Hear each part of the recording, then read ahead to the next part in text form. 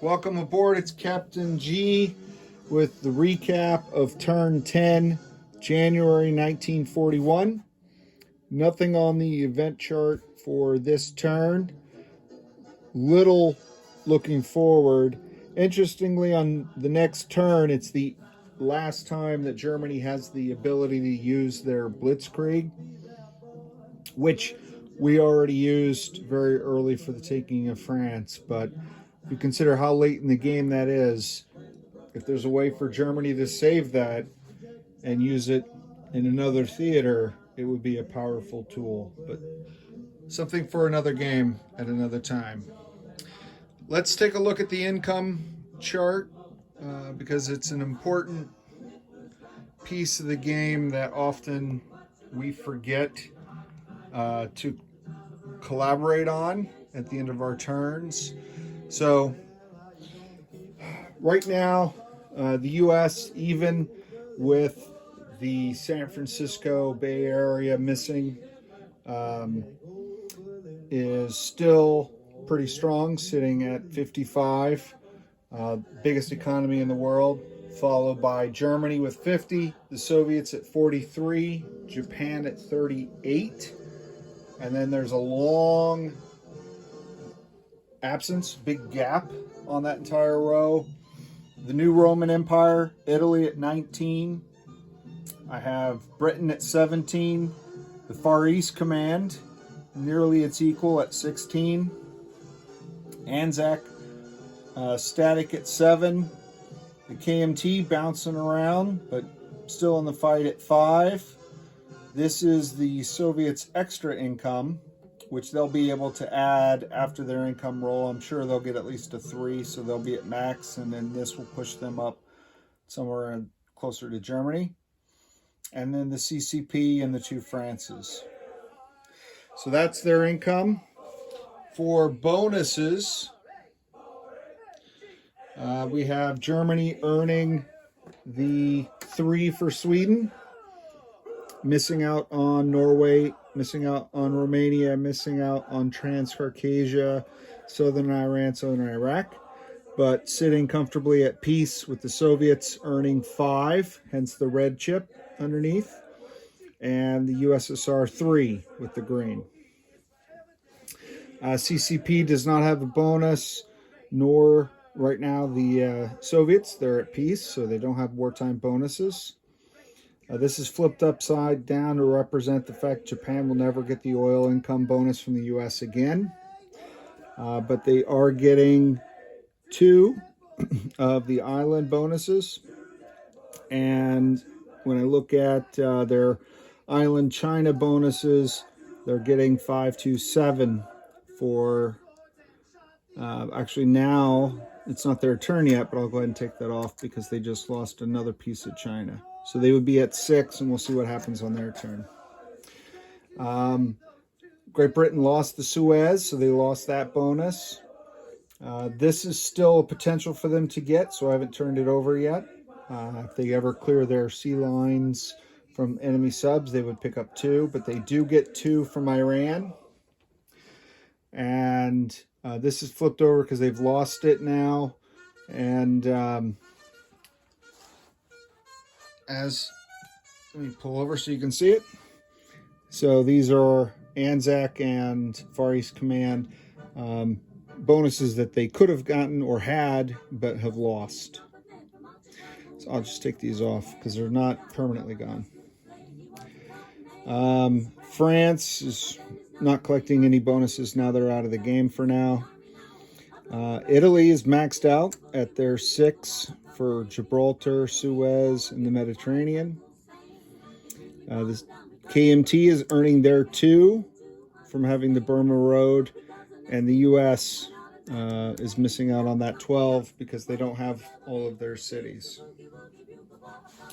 And if we go down to the victory tracker, the strategic objectives, we see again Mark the Shark surfacing, circling just below the water, ready to rise up and strike, but as of yet hasn't reached out for any of these.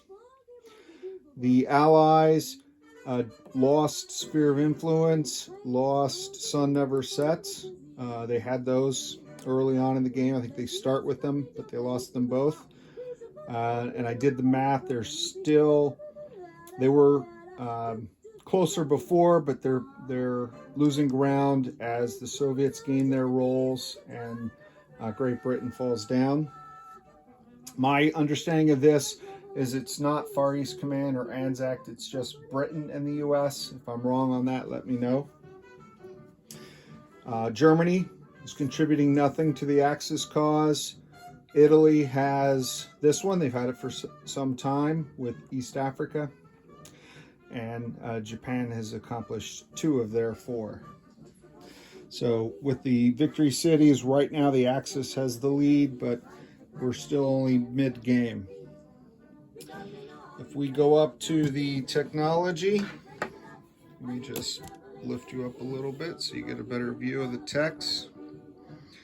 To recap the technologies, Germany's completed 3 technologies: advanced mechs, heavy armor, and long-range aircraft. Japan has completed improved construction and long-range air.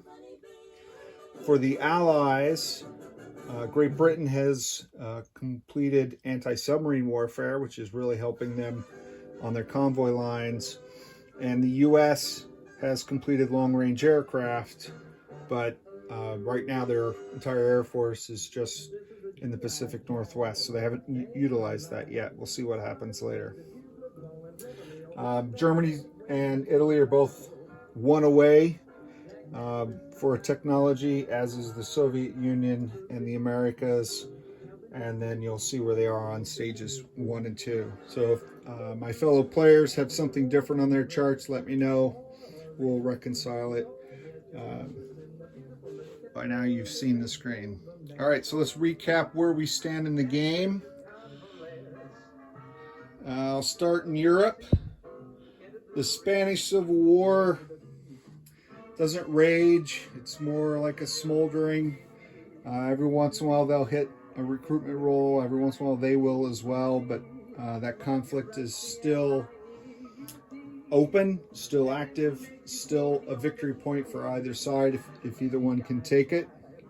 What did change in the peninsula is control of Gibraltar.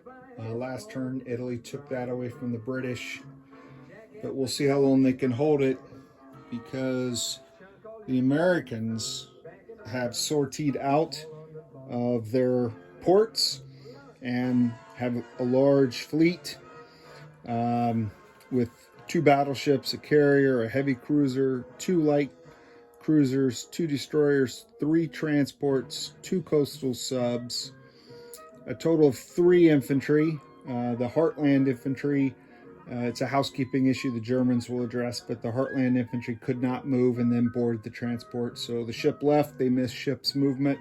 So those Iowa infantry are on KP duty down in Texas. 2 Marines and 3 infantry are this force. But we'll see where they're going and what Lancerbolt has planned. In the rest of Europe, Germany still is negotiating with the Netherlands to complete their Fortress Europa wall to get that objective and the bonuses. Great Britain suddenly found an army and a backbone and refused to surrender to the Kaiser, and the Germans have taken control of Scotland and Northern England, so we'll see what happens next there.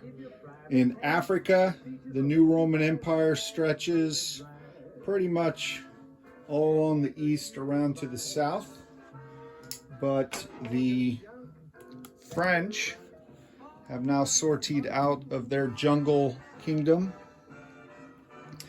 met up with the British militia from the former Belgian Congo, and we'll see what Lancerbolt has planned for the small task force sitting out here in the Indian Ocean just off the coast of Africa.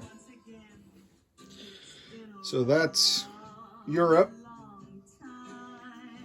Soviets, Mark the Shark continues to build, dropping 5 medium armor last time. That was a pretty significant boost to the 3rd Shock Army sitting there in Kursk.